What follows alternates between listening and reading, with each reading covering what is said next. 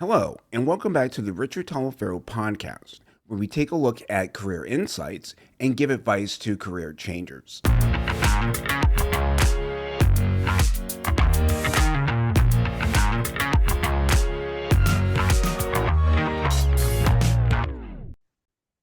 Today, we're talking with Steve Jaffe, the author of The Layoff Journey From Dismissal to Discovery. His book guides readers through the emotional terrain of job loss. Steve, thanks for joining me today. Thanks for having me. I appreciate it. Sure. So, can you tell us a little bit about yourself and how did you come to write the book? Yeah. Well, um, my career journey sort of mirrors my layoff journey, if you will. And I'll start by giving you my career, and it'll naturally weave into how I came about the story of the layoff journey. I began my career in advertising, worked at a number of different advertising agencies, which are very prone to layoffs.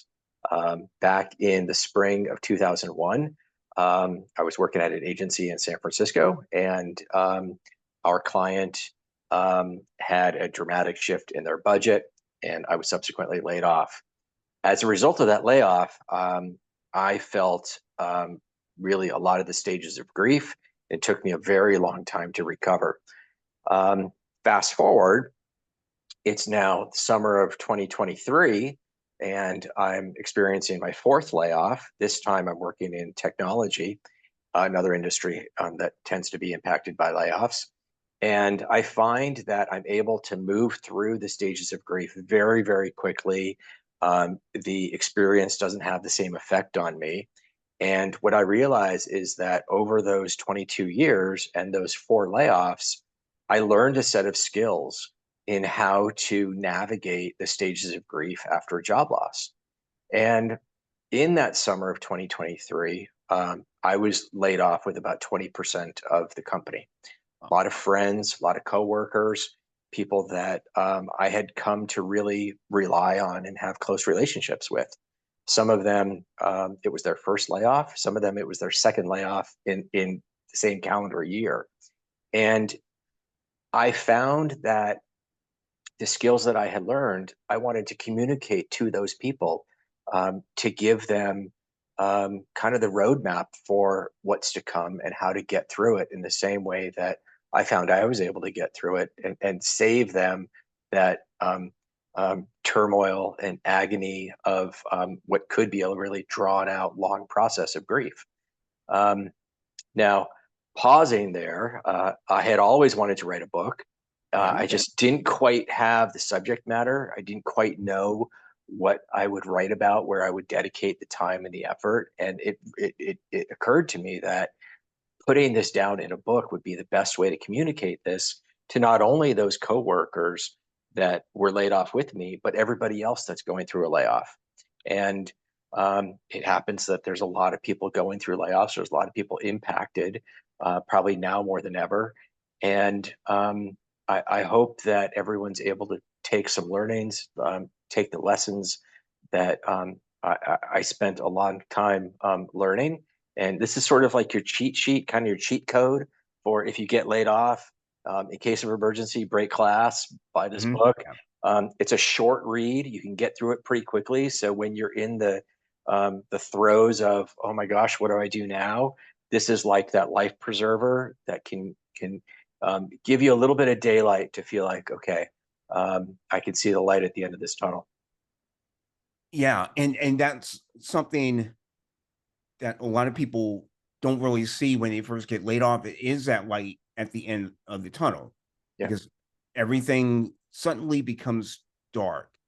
Did you feel that way when your first layoff hit, and how did you get Oh, through that?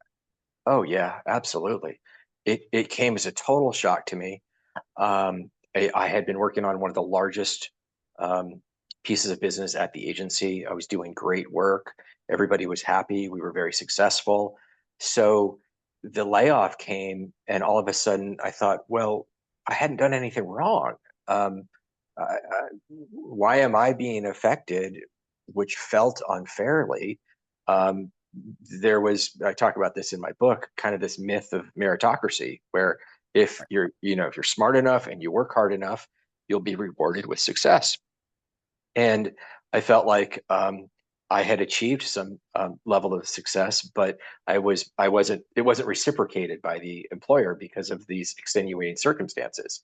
That was really hard to get over. So the denial, the anger, the bargaining. I write in the book that I have kind of a propensity for depression, and that really set in. I found that a really difficult stage to navigate. So it took me quite a long time to get through that layoff and those stages of grief.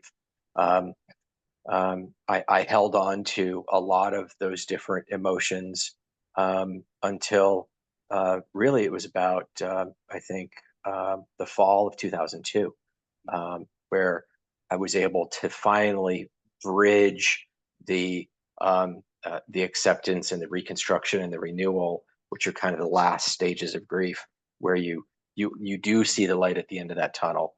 Mhm. And that again was the impetus where I wanted to save somebody those 18 months of um, real challenging times. Mm, mm. Now, you structured the book around the stages of grief, Mhm. and most of us know that there are the 5 stages of grief, and you laid out 2 more. So, what are the other 2, Yeah, and how were you able to connect all of those stages to working your way through a layoff? yeah. So the original five, Elizabeth Kubler-Ross created those as she was working with terminally ill patients, and these were the stages that they would go through as they learned they may have a terminal illness. Um, it then was translated to folks, their loved ones, their friends, their family. It was found that they were going through the same stages. Um, as time went on, those stages became very transcendent and universal, where if you're going through a divorce, whatever major life experience you're going through, those 5 stages translate. Now, as time went on, 2 more were added um, by different academics.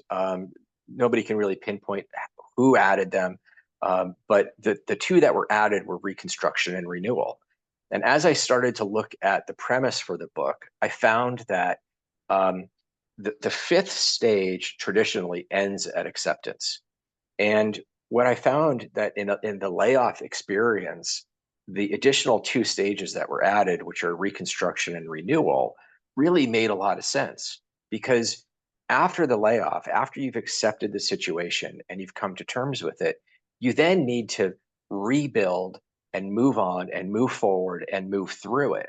So I really felt that they were essential to tell the whole story, so that at the end of this journey, you're able to ultimately transform from what was a really traumatic, difficult experience into something that you come out the other side with some real valuable life lessons that you can apply, perhaps grow, perhaps find maybe some type of a silver lining. I'm never one that would say, a layoff is like a blessing in disguise, or there's like a silver lining in a layoff. I don't find that to be true, but it is an opportunity for personal growth, and it does open the door to transformation in a way that you rarely get a pause in your life that kind of forces you to examine things.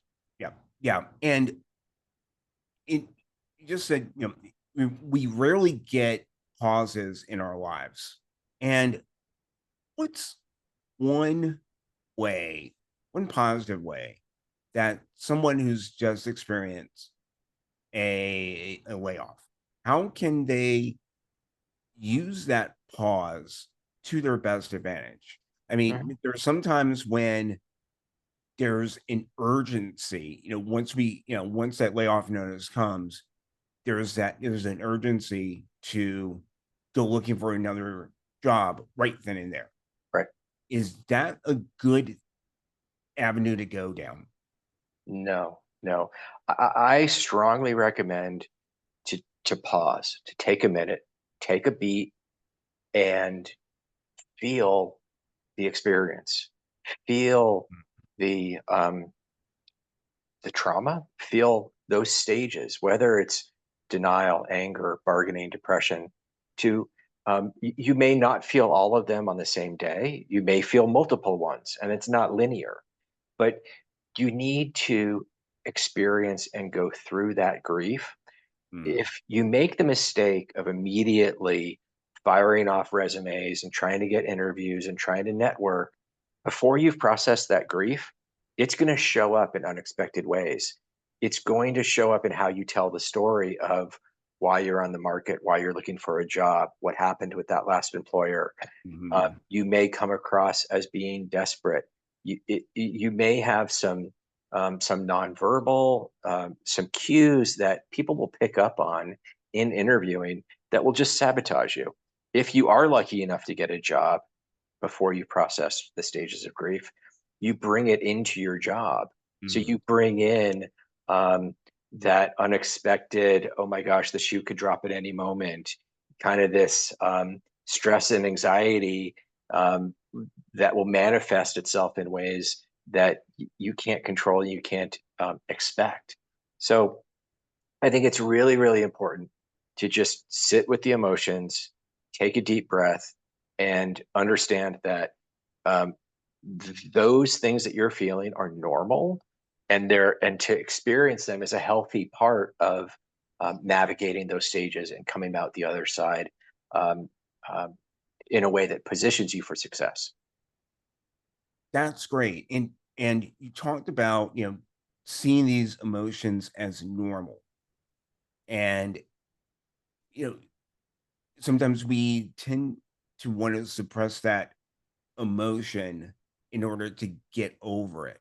And it Mhm. feels like we can't really move forward until we deal with that emotion and process it. Is that your view? Yeah, absolutely, absolutely. And there's so much that gets tied up with a job loss. You know, we tend to define ourselves through our jobs. Our identity is tied up with Mm, who you are is what you do in our yeah, society, right? right. And suddenly, if you no longer have a job, then who are you, right? Your Mhm. self-worth. Now Yeah. you also may not have a paycheck. You don't have health insurance. All these things start to snowball. That stress and that anxiety can really, really start to add up. So, yeah, it's a dangerous slippery slope that if you don't take a minute and take a beat, you can end up in some difficult ground. Sure, sure. I want to take a step back for just a second. And how important do you think it is for a worker, for any of us, to understand that a layoff is really a loss and that it's okay to grieve that loss? I think that's got to be the first step. The first thing anybody experiences is um, one, I'm not alone, right? So a lot of things.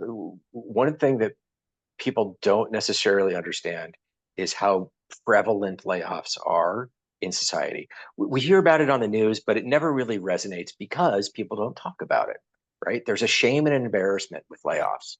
The reality is about 40% of all Americans have been laid off at least once in their career. Okay. So if you understand that, wow, a lot of people have gone through this experience, you may not be as embarrassed to talk about it because you won't feel that same, like, it's this declarative statement on who I am as a person, right? So if you get over that shame and embarrassment, and now you're able to talk about it with friends and family and colleagues, you're going to find a lot more people have gone through this. You're going to find a community. You're going to find resources. You're going to find people to lean on, right? Emotional support. So Mhm.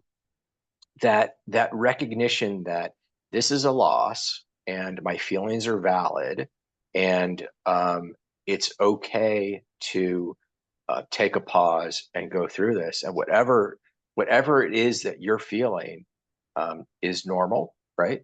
Give yourself the permission to feel that. In the long run, it's only going to help you out. It's only going to serve you, right? Um, so yeah, what I hope one of the takeaways people feel from the book is that if we can break down the wall of the shame and embarrassment that comes from a layoff, um, and people start openly sharing about their experiences, and I feel like that's happening more now, right? Um, I, so many people are employees at will. Companies can just get rid of somebody like that, and more often than not, it's at no fault of the employee. You know, I think Facebook laid off 14,000 employees. There's no way there were 14,000 substandard employees. If Right. you're working at Facebook, you're probably one of the exceptional people anyway, right? True. So Yeah. those 14,000 people can just accept that they did nothing wrong. This experience is of no fault of their own, and they're in this circumstance. They need to get themselves out of this circumstance. This is a good roadmap to help them navigate that. That 40% statistic that you gave Yeah, was really eye-opening for me. yeah, And I mean, and it really helps, people feel like they really aren't alone in this. That this is sadly a normal part of our work lives, mhm, and to sort of not feel so ashamed by this, yeah, and to also understand that they're not alone, and that there are resources that they can work with, people to reach out to. mhm. And how important do you think it is for a laid off worker to plug into a community during this time? I think it's one of the best ways to find recovery, to find strength, to find the courage to go on, to get up, to move through the grief, to eventually do the resume and go on the interviews. There's a great community that's been created on Substack. It's called Laid Off, and it's just phenomenal. Uh, that community also is on Discord and LinkedIn. So whatever platform you prefer, you can find it. You can just find Mhm.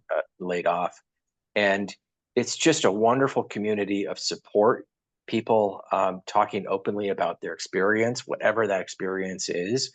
Um, Everybody is very supportive, Mhm. um, and you really get the sense of empathy, and that you read these stories, and one of the things that you find is um, maybe your own personal story um, may not be the worst story out there. You read some stories about people and you think, oh my gosh, what they went through is it's just heartbreaking. Mhm. And kind of getting out of yourself and feeling Right. something for someone else Yeah. really is a great way to kind of help that journey along. Okay. Okay. And there's support in the wider community that people can plug into. Mhm. But what about at home? How how important is it to have the support of loved ones after a layoff? If you're, with your partner, your spouse, Yeah, whomever. How yeah, important is it to have their them supporting you through this? huge, huge. One of the things that I write about in the book is people who experience a layoff tend to then also have higher rates of separation, divorce. Mm. All of a sudden, if you don't have a job and you don't have a paycheck, right, and you don't have health insurance, and you're probably feeling a lot of emotion around that experience, you may not be the best person to be around. You're not in the greatest headspace. All of that doesn't create a great atmosphere for a healthy relationship, right? Sure. So, um, if there are challenges with the relationship to begin with, layoff can certainly make those maybe worse. So there's a an element of empathy that's required by family members, partners, whoever it may be that you share your life with, that they understand what you're going through. I think, incidentally, this book is a great way of sharing that with those people around you. Yeah. So if you've been laid off, you could certainly read this, share it with your spouse, your partner, whomever, um, because um, sometimes you may find that the people that you need the most in this experience may not be there for you. And that might be another reason to find those outside, like support groups and colleagues, mentors, friends. Um, but that's kind of the ripple effect, if you will, of a layoff Mhm. affects sometimes relationships. It also can affect your health. A lot of times, people they may start drinking more. They may start eating more. Your sleep gets disrupted. You may not want to go out and exercise. All of the things that you should be doing now more than ever: eating Mhm. well, getting good sleep, limiting like alcohol, drug intake. All of those things, which will be like money in the bank deposits to help you navigate this experience. Sometimes people will go the other direction, and you find instances of heart attack, all of these things, and uh, it's that's why for a company, a layoff can be a simple decision, right? It's easier to impact the bottom line by cutting headcount and saving on the salary immediately than increasing sales, which may have a lead time of, who knows, 6 months, right, in the pipeline. So, um, but as they're making that decision, there's so many things that go along with that employee who's now lost their job. um, it has wide ranging effects. Wow. Yeah. And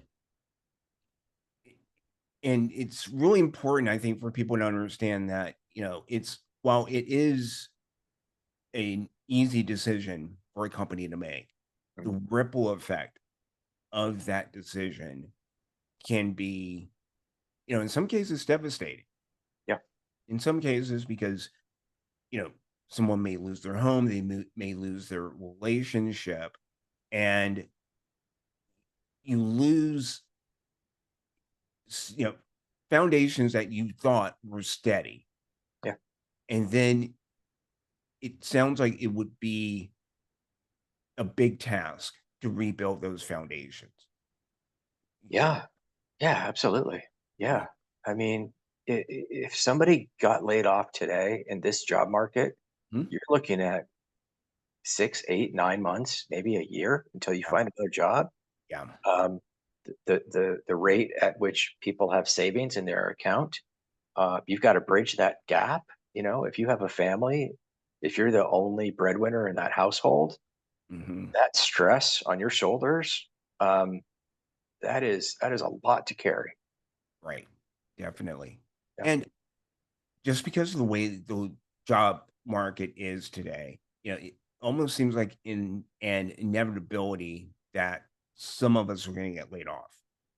How can we prepare for that seeming inevitability that phone call, that email, that knock on the door will come? Yeah, yeah. I think there's a saying, it's better to be ready than get ready. And in this instance, you want to build that network before you need it, right? Build that community, Mm, find those like-minded people, so that when you're laid off, you're not trying to scramble and reach out to people. Like, find those people that if you're in a life raft, that you want in that life raft with you. Find those people in advance. uh, mhm, I think there are some industries where, yeah, it might be likely that you will be laid off. One of the things I talk about in the book is how um, I pivoted into a field that I thought um, had a bit more growth. So I was in like marketing. I pivoted into product marketing, which was experiencing a lot of growth. Um, if people can look at the trajectory of their careers and kind of read the tea leaves, if you will. So there are some industries, like for example, going back, a few years, newspapers underwent a pretty dramatic shift, right? Subscriber counts dropped precipitously, online went up. If you're selling ads for the print edition of, in your instance, the Wall Street Journal, you can read the writing on the wall and say, well, I don't have a lot of time left on this runway, and start to get ahead of it. Look at career pivoting, look at which way the job market is going, where are the jobs moving to, and kind of move there with them. It's like that old saying with Wayne Gretzky, skate to where the puck is going, not where it is. Right. Yep. So you can do that in the job market, and that will help you get ahead of it. But build that support network in advance, Okay. and build up some savings, build Right. up some healthy habits, so that when you Yeah. need them, they're there. Yeah. Because I want to go back, and you talked about this in terms of healthy routines. How important is it to have those healthy routines to help manage your way through layoff? Yeah, yeah. The thing I write about in the book a lot is kind of taking a whole body approach. So mind, body, spirit. You need all of those tools to get you through this experience. Any difficult experience that you go through, Yeah. being healthy in mind, body, and spirit will help you get through it quicker, better, faster. So, there are easy ways that you can just set yourself up for success, right? Eating well, getting good sleep at night, exercising regularly, um, limiting alcohol intake or other drugs that can have depressive effects, um, some type of kind of like meditative practice, uh, Mhm. good breathing, healthy breathing. Um, all of those things will put you in a place that best your best self can show up and deal with the challenges that you face. Got it. Got it. Okay. Thank you for that. Now, I've got a hypothetical, and somebody, you know, maybe in an office today has gotten a notice that they've been laid off. What are three things that you suggest they do in the next 24 hours to next week? Yeah. I would say, going back to what I said before, I would say pause and just feel, for a minute, take a beat, feel what you're going through. Um, don't jump on the resume, don't start networking. Give yourself permission, right, to feel the anger, the sadness. Um, um, Grieving this loss is crucial, and giving yourself space to process it is really, really important. Um, I would then say, um, to take an inventory of your strengths and your support. So, not just what your skills are, but take inventory of the support systems around you. Make a list of your wins, your big wins, your small wins. Reach out to friends, mentors, colleagues. Um, Remind yourself that you're more than a job title, right? Yes. Yes. Uh, so lean on that network. um, they will help you gain confidence. They will help you probably open up eventually jobs. I forgot the percentage, but there's a huge percentage of jobs that never get posted on any job board. Right. That network may help open up jobs that you wouldn't normally find, right? And they're going to know you better than anyone, and they're going to say, "Oh, this job might be great for you. Let me make an introduction," right? Um, in that inventory, I'd also add, what do you need right now tangibly? Where are you on your finances? Where are you on your health insurance? Where can you make cuts? What are in essential non-negotiables? Because in this stage, you may be negotiating a severance agreement. If you have a clear understanding of your strengths and your weaknesses, you may be able to negotiate a stronger severance agreement where your needs may lie, right? Um, and then three, give yourself something to do. So forward motion is important, and I think that's where people get caught up in. I'm going to update my resume. I'm going to start calling people right away because motion feels like progress. But find yourself something to do on the mind, body, spirit. In that inventory that you take, check and make sure. Um, are you getting enough sleep? Are you eating well? Um, are you exercising? And start that practice if you haven't. That will help you clear your head. It will help you work through those emotions.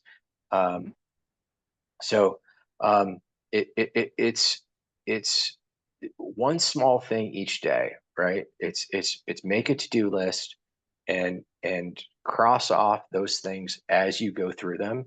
Um, those are accomplishments and wins, no matter how small.